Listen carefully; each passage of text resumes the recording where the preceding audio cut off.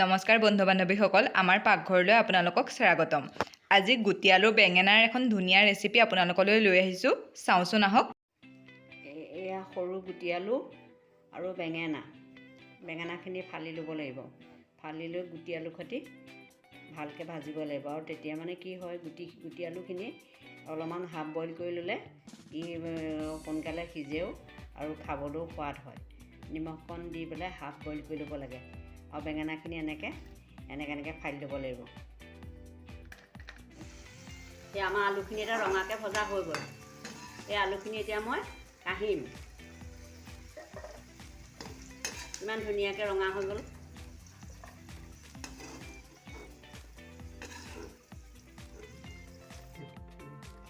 এতিয়া এয়া বেঙেনাখিনি ভাজিম।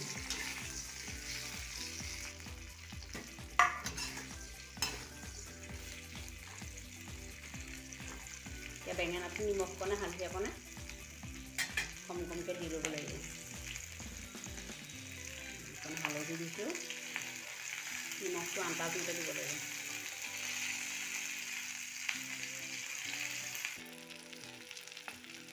বেঙেনাখিনি ভজা হৈ গৈছে আৰু এতিয়া মই ভাজি থোৱা আলুখিনি ইয়াতে এয়া দি দিছোঁ।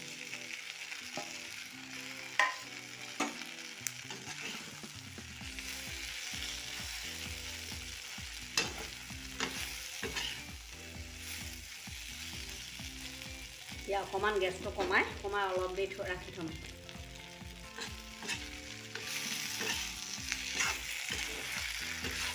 অকল গুটি আলুটো ভজাতকৈ ইয়াৰ লগত বেঙেনাও দি দিলে ভাল হয় খাবলৈ।